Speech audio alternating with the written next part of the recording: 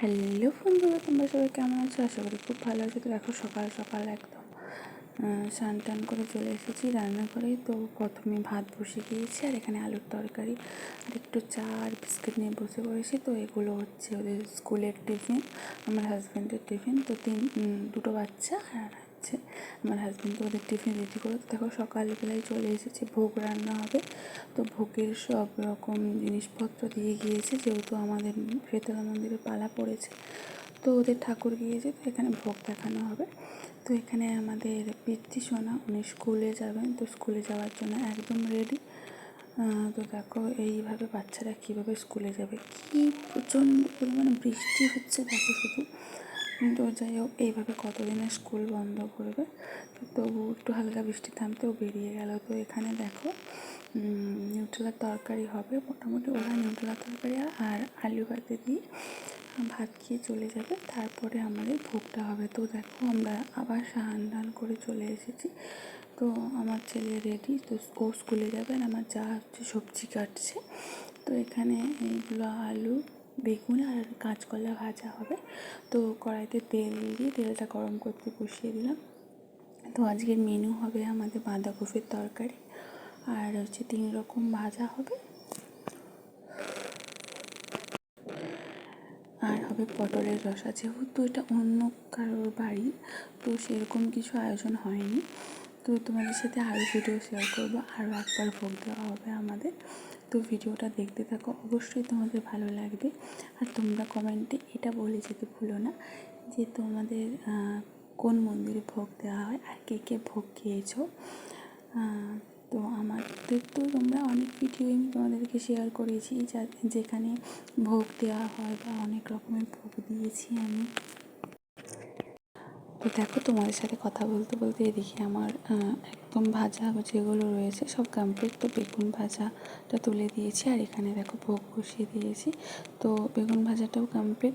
আর জানো তো, তুমি স্বাভাবিক বাড়িতে যেটা রান্না করো তার থেকে যে ভোগের রান্নাগুলো, মানে যেমন করেই রান্না করো না কেন, তার যে স্বাদ মানে অতুলনীয়। মানে ওই রকম স্বাদ আমি কোনো কিছুতেই পাই না। যাই হোক, তো দেখো এখানে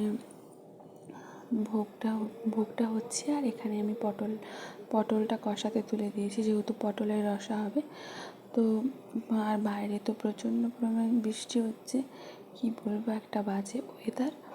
তো তারই মধ্যে ভোগটাও রান্না হয়ে যাচ্ছে, আর এখানে পটলগুলো কষানো হয়ে গিয়েছে।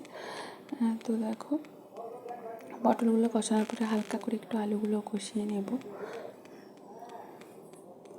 তোমাদেরই কি বাড়িতে ভোগ রান্না হয়?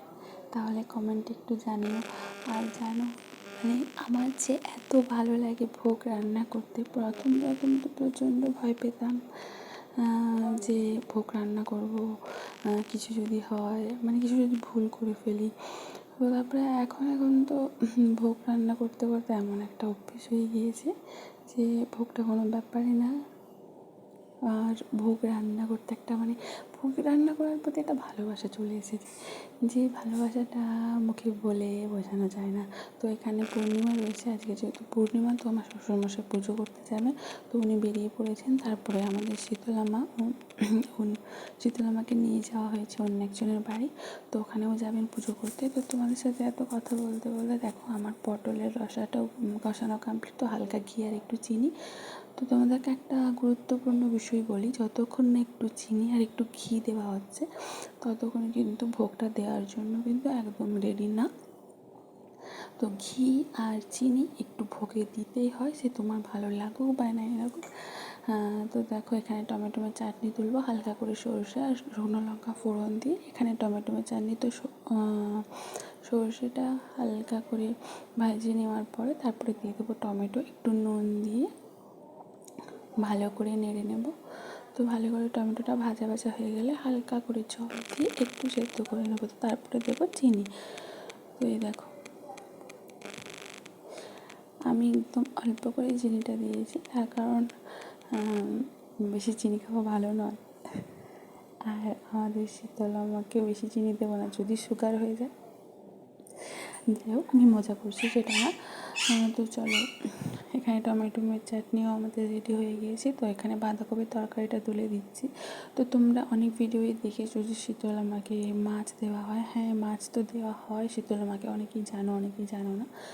কিন্তু এখানে আজকে যেহেতু ভোগটা এসেছে পূর্ণিমা, তো পূর্ণিমাতে তো আর মাছ দেওয়া যায় না। তো তার কারণেই কিন্তু টোটালটাই একদম নিরামিষের উপরে হচ্ছে। তো এইসব কথা বলতে বলতে দেখো বাঁধাকপিটা রেডি। তো হালকা একটু ঘি আর একটু চিনি ছড়িয়ে দিলাম। সেই আগেও বলেছি, এখনও বলছি, ঘি আর চিনি না দিলে একদমই কিন্তু ভোগের জন্য রেডি না। তো ঘি চিনিটা দিয়ে এইবারে ভালো করে নাড়াচাড়া করে নিলাম। তো নামিয়ে দিলাম বাঁধাকপি। তো এই স্যালাডগুলো কেটেছি, ভোগের থালা সাজাতে বসে গিয়েছি। তো ভোগের থালা রেডি, মন্দিরে চলে এসেছি। তো কোনো কর্মে ভোগ যখন আমি সাজাচ্ছিলাম সেই ভিডিওটা স্কিপ হয়ে গেছে। যাই হোক না কেন, তো দেখো এইভাবে আমি ভোগের থালাটা সাজিয়েছি। তো এখানে পুজো করা কমপ্লিট। তো আজকের মতো ভিডিওটা এতটাই। তো সবাই ভালো থেকো, সুস্থ থেকো, সবাই মিলে বলো রাধে রাধে।